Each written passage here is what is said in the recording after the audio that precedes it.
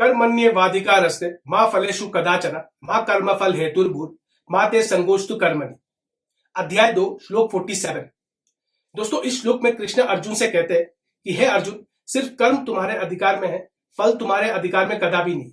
यानी जो काम आप कर रहे हो उसका रिजल्ट आपको मिलेगा, इसकी कोई गारंटी नहीं है। इसका एग्जाम्पल दोस्तों मैं अपने एग्जाम्पल के साथ आपको समझाता हूं। मैं ये वीडियो बना रहा हूं, पूरे सच्चाई के साथ बना रहा हूं, पूरे ईमानदारी के साथ बना रहा हूं। तो जब ये वीडियो यूट्यूब पे अपलोड होगा तो मैं यही चाहूंगा कि जो मेरा वीडियो है ये लाखों लोग देखें, मेरा ये वीडियो वायरल हो जाए और मुझे सब्सक्राइबर मिले, ये मैं चाहता हूं। लेकिन क्या ये मुझे मिल जाएगा, इसकी कोई गारंटी नहीं है। हो सकता है मिल जाए, हो सकता है ना मिले। लेकिन जो मेरा कर्म है, जो ऐसा मेरा वीडियो बनाने का मेरा कर्म है, वो मैं कर रहा हूं। लेकिन मुझे इसका रिजल्ट मिलेगा या नहीं, इसकी कोई गारंटी नहीं है। अब इसके बाद जब कृष्ण उसको कहते हैं कि सिर्फ कर्म तुम्हारे अधिकार में, फल तुम्हारे अधिकार में कदापि नहीं है, तो इसके बाद अर्जुन एक सवाल दोबारा कृष्ण से पूछते हैं कि हे माधव, अगर फल मेरे अधिकार में नहीं है तो मैं कर्म ही क्यों करूं। तो कहीं ना कहीं देखिए ये सवाल भी मुझे लगता है जायज है कि जैसे मैं ये वीडियो बना रहा हूं पूरे ईमानदारी के साथ, और मैं यही चाहूंगा कि मेरा वीडियो वायरल हो जाए क्योंकि मैं इसमें मेहनत कर रहा हूं पूरे ईमानदारी के साथ। तो क्यों ना मैं इच्छा करूं कि मुझे इसका फल मिले।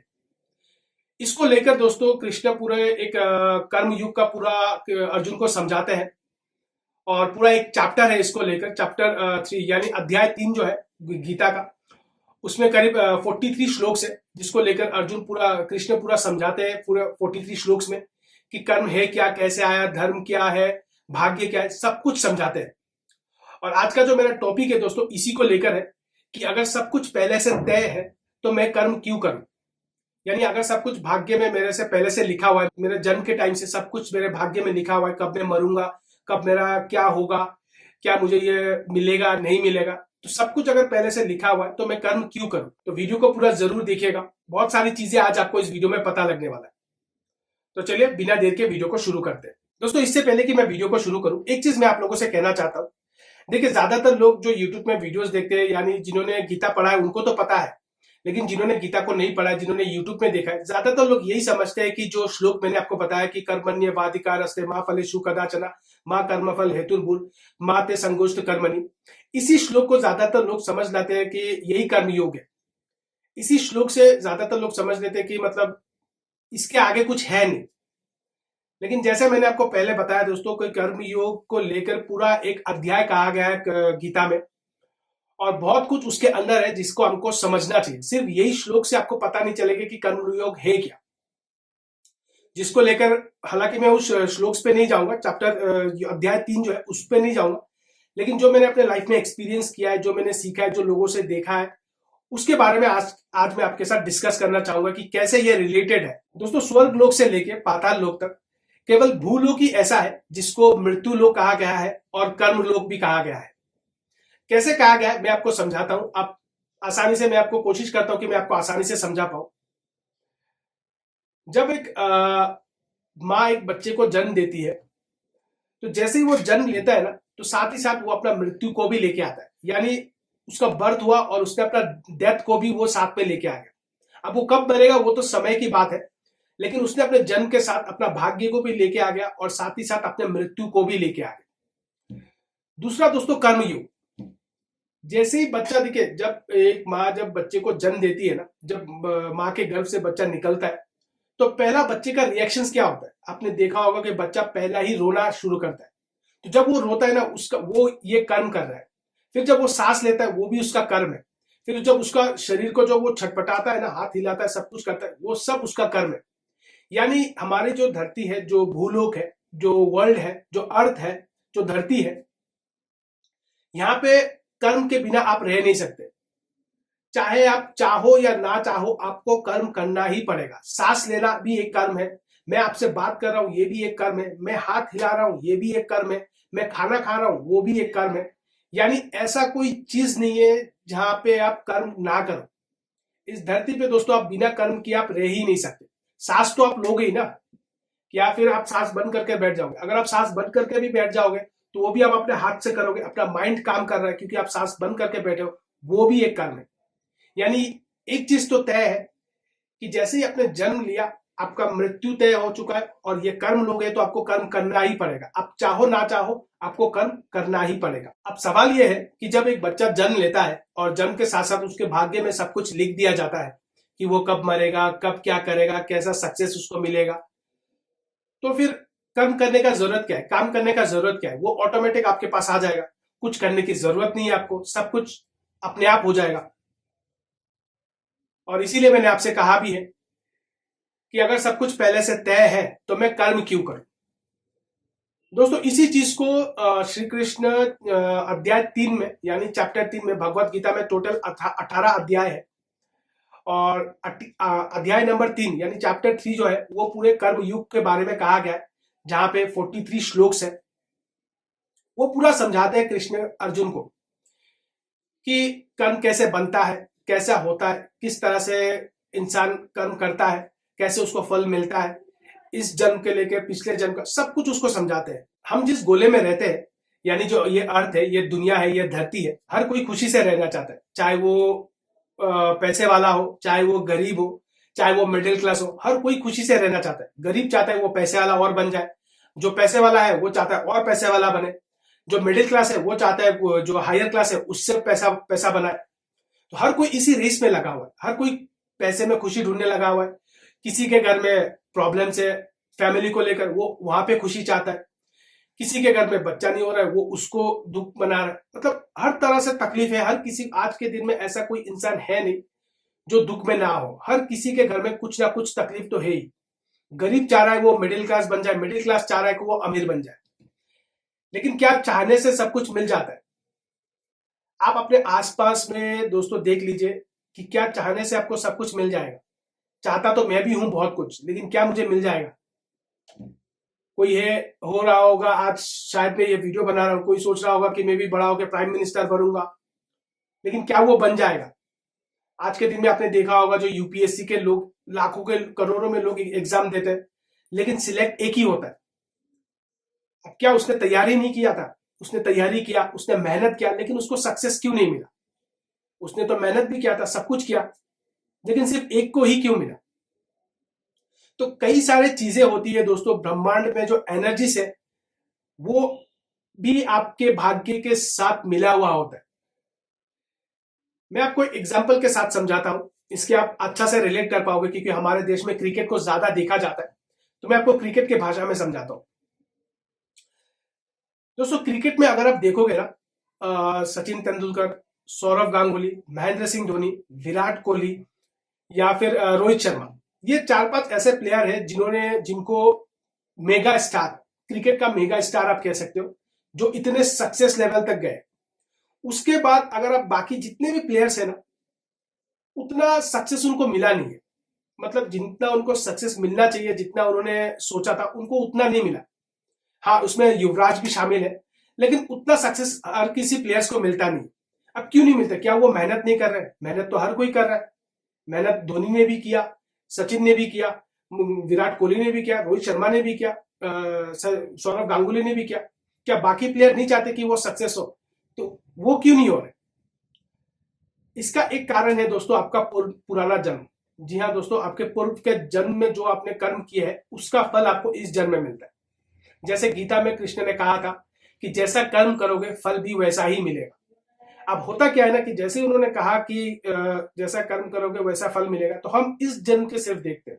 जो मतलब सोच लीजिए मेरा एज अभी कितना 35 है, तो मैं 35 ईयर्स तक अब तक मैंने जो भी किया है, मतलब मेरे समझ के बाद मेरे दिमाग में जब से मैंने सोचना शुरू किया है या फिर जब मैंने चीजों को समझना शुरू किया है, तब से लेके मैं काउंट करता हूँ इसी जन्म का कि क्या मैंने कोई गलती किया है, क्या मैंने कोई अच्छा काम किया कि अब मेरे साथ ऐसा कुछ बुरा हो रहा है, मेरे साथ ऐसा बुरा क्यों हो रहा है, क्यों मुझे सक्सेस नहीं मिल रहा है, मैं ट्राई करने के बाद भी हर बार फेल होता क्यों जा रहा हूँ, क्यों मुझे इतना तकलीफ दिया जा रहा है। तो मैं सिर्फ इसी जन्म का देखता हूँ। हालांकि ऐसा नहीं है, आपके और मेरे दोस्तों कई सारे जन्म हो चुके हैं। पिछले हो सकता है मैं मतलब लाखों जन्म हो चुके हैं आपके और मेरे। और जब आपके और मेरे लाखों जन्म होते हैं ना, तो आपके जो पुराने कर्म के, जो भी आपने पुराने जन्म के जो भी आपने कर्म किए हैं, चाहे वो अच्छा हो या बुरा, देखिए एक जीवन में जो आप कर्म करते हो, यानी आज जो मैं यहाँ पे इंसान के रूप में हूं इस धरती में, और जब तक हूं, चाहे पता नहीं मेरी हो सकता है कब मैं मरूंगा मुझे पता नहीं, लेकिन जब लिखा जाएगा ना मेरे बारे में कि इस जन्म में मैंने क्या किया, तो पलड़े में तला जाएगा कि मैंने कर्म अच्छा काम ज्यादा किया या बुरा काम ज्यादा किया। होंगे दोनों ही, बुरा और अच्छा दोनों ही होगा, लेकिन उसमें मतलब एक पलड़े में रख के तोला जाएगा कि मैंने अच्छा ज्यादा किया है या बुरा ज्यादा किया।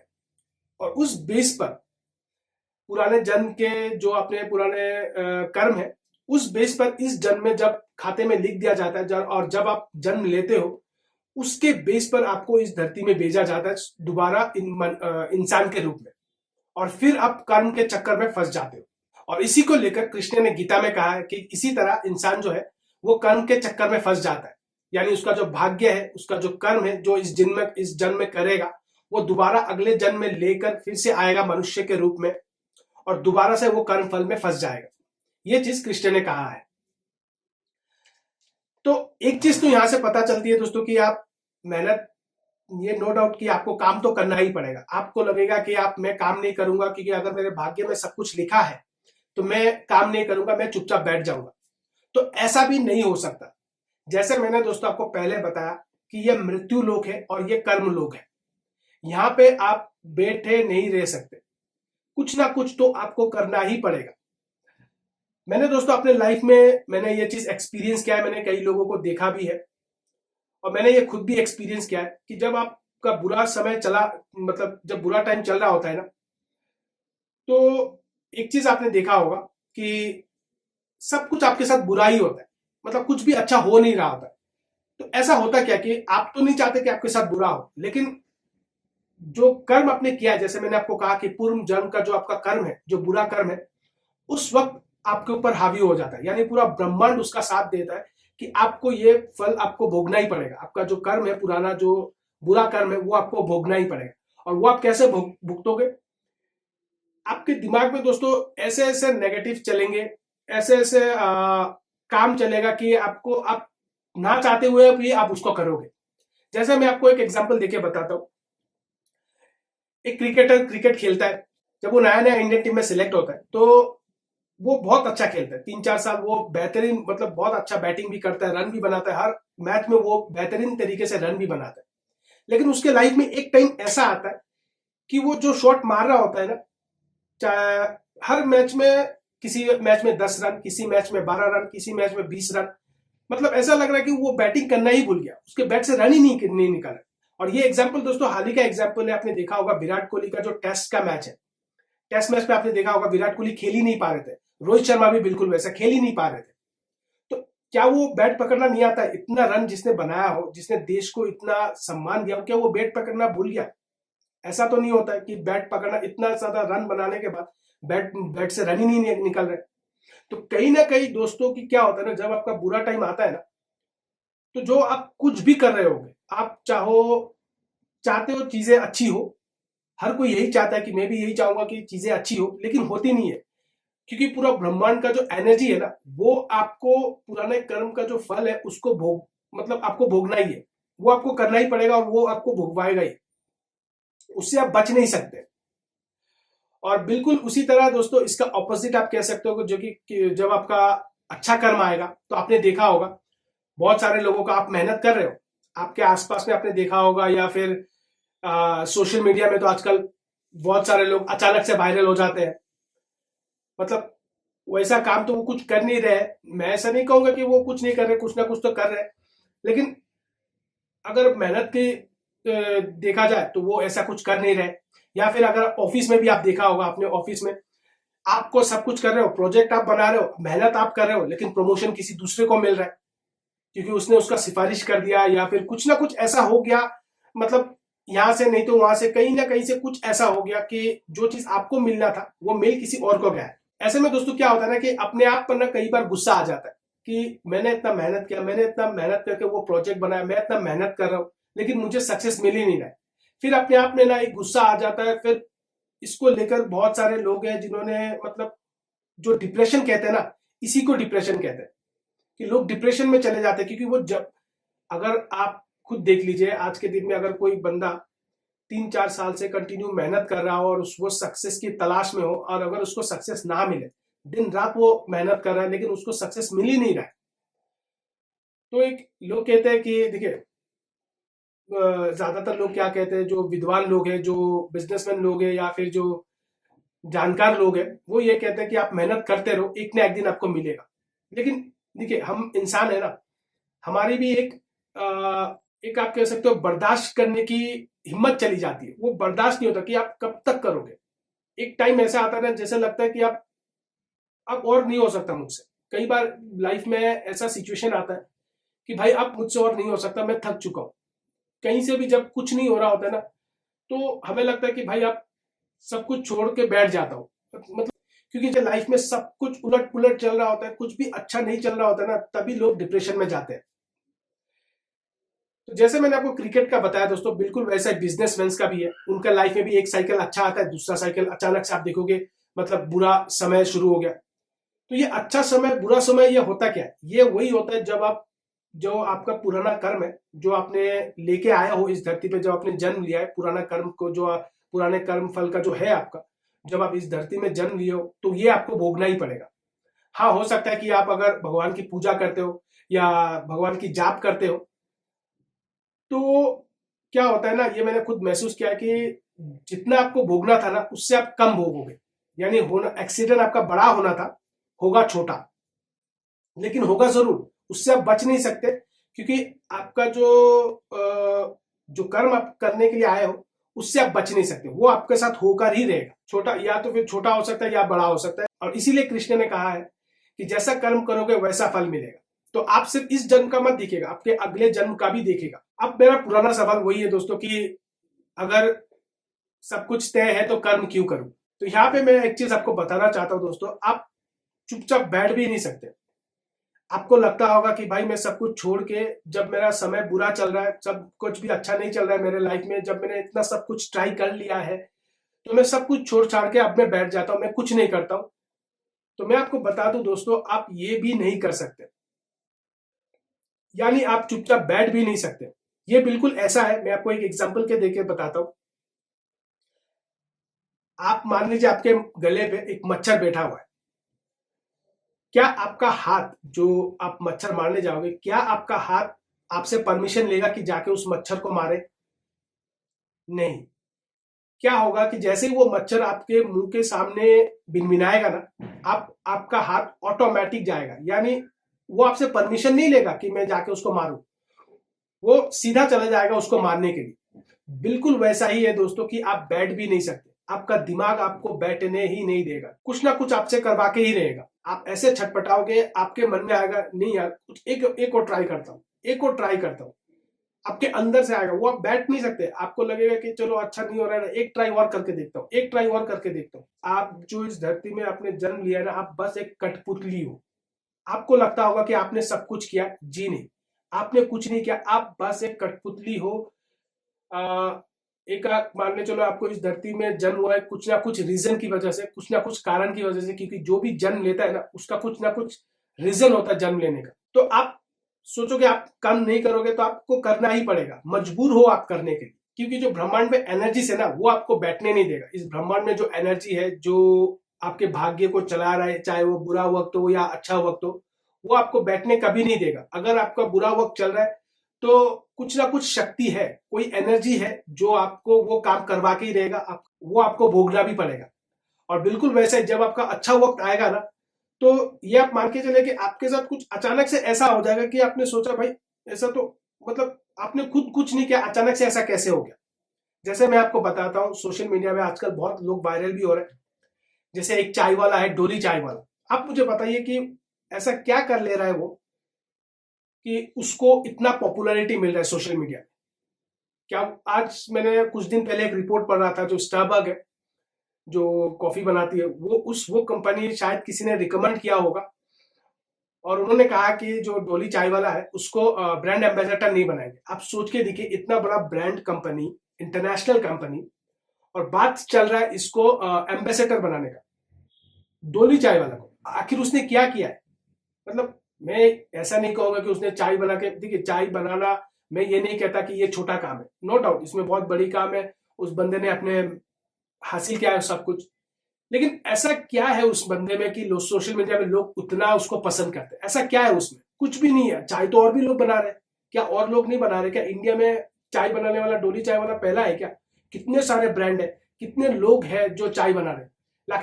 लेकिन आखिर उसमें ऐसा क्या है कि उसको इतना पॉपुलैरिटी मिल गया, इंटरनेशनल पॉपुलैरिटी मिल गया, जहां पे बिल गेट्स भी उससे आके मिलते हैं। ऐसा क्या है उसमें?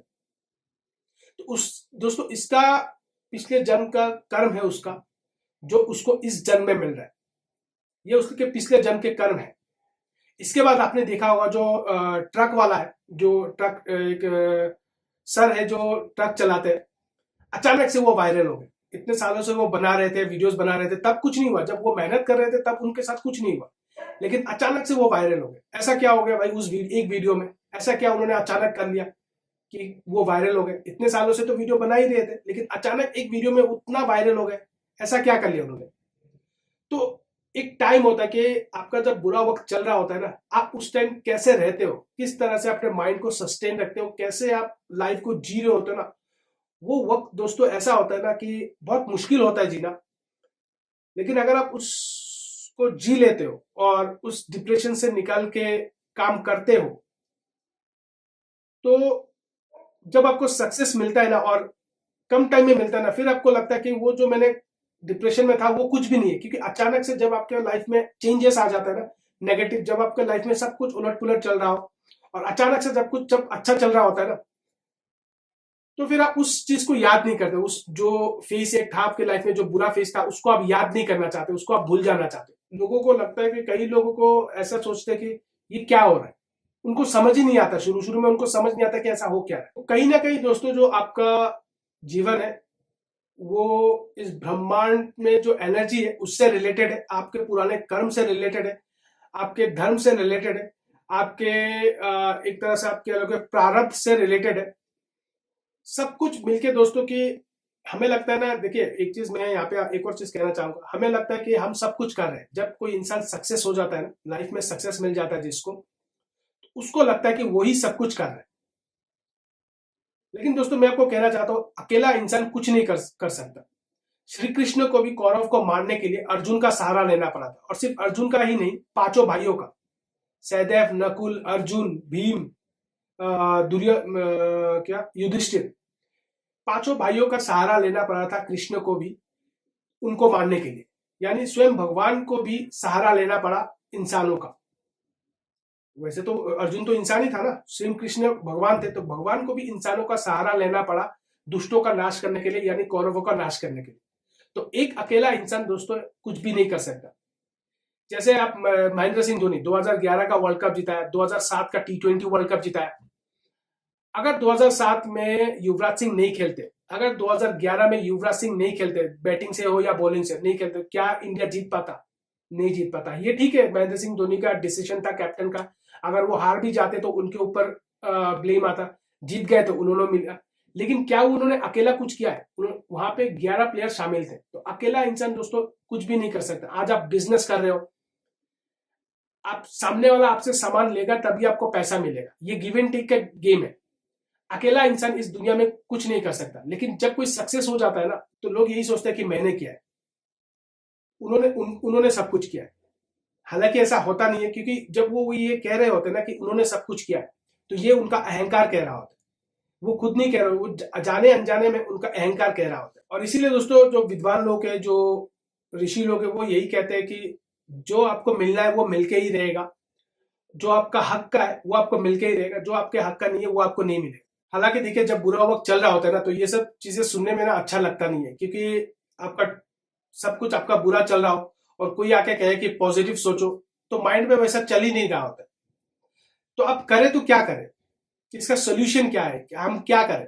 तो मेरा आप लोगों से दोस्तों एक ही चीज कह रहा होगा, अगर आपके लाइफ में कुछ भी बुरा वक्त चल रहा हो या कोई भी प्रॉब्लम चल रहा होगा, आप इसको भगवान का मर्जी समझ लीजिए।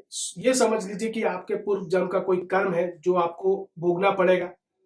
और देखिए इससे आप छुटकारा तो नहीं हो सकता है। अगर आप नेगेटिव सोचोगे तो और नेगेटिव होगा, उसको आप पॉजिटिव पे बदल नहीं सकते, और वो अचानक से नहीं बदलेगा। तो मैं यही कहूंगा, आप उसको एक्सेप्ट कर लीजिए और ये समझ लीजिए कि मेरे लाइफ में कोई बुरा वक्त है वो चल रहा है, अच्छा वक्त भी आएगा। ऐसा नहीं है कि पूरी जिंदगी मेरा बुरा वक्त चलेगा, अच्छा वक्त भी आएगा। यही सोच के अपनी लाइफ को आगे बढ़ाइए। और देखिए काम तो आपको करना ही पड़ेगा। मैं अपने लाइफ में एक ही चीज मानता हूँ। हो सकता है कि लोग मानते हैं कि मेहनत करके आप आगे बढ़ सकते हो, मेहनत करोगे तो आपको फल मिलेगा। मैं देखिए दोस्तों एक ही चीज मानता हूँ, बाकी का मुझे पता नहीं, लेकिन मैं एक चीज मानता हूँ कि 20% आपका मेहनत, 80% आपका लक। अगर आपके नसीब में नहीं है ना, तो आप चाहे कितना भी मेहनत कर लो, कुछ नहीं होने वाला। कहीं ना कहीं दोस्तों ये सब सारी चीजें भूलकर, और जैसे मैंने आपको बताया कि मैं 20% अपने मेहनत को मानता हूँ और 80% अपने लक को, क्योंकि बिना लक के आपका सक्सेस आपको मिल नहीं सकता। तो यही है दोस्तों कि जैसे मैंने आपको शुरुआत में कहा, जो मेरे टाइटल पे लिखा था कि अगर सब कुछ पहले से तय है तो मैं कर्म क्यों करूं, तो मेरा आंसर भी इसका यही है कि आप कर्म से भाग नहीं सकते, ना आप उससे रुक सकते हो, ना आप खुद उसके रोक सकते हो। आप अगर सोचोगे मैं कि मैं कर्म नहीं करूंगा, तो ये भी नहीं हो सकता। आपको कर्म करना ही पड़ेगा, या आप मजबूर हो। इस धरती में जब आपने जन्म लिया तो आप मजबूर हो, आपको कर्म करने का आप लिए आप मजबूर हो, उससे आप छुटकारा नहीं पा सकते। आशा है कि दोस्तों मेरा ये वीडियो आपको अच्छा लगा हो। अगर आपको मेरा ये वीडियो अच्छा लगा तो चैनल को लाइक और सब्सक्राइब जरूर कीजिएगा। तो चलिए मिलते हैं अपने अगले वीडियो पर।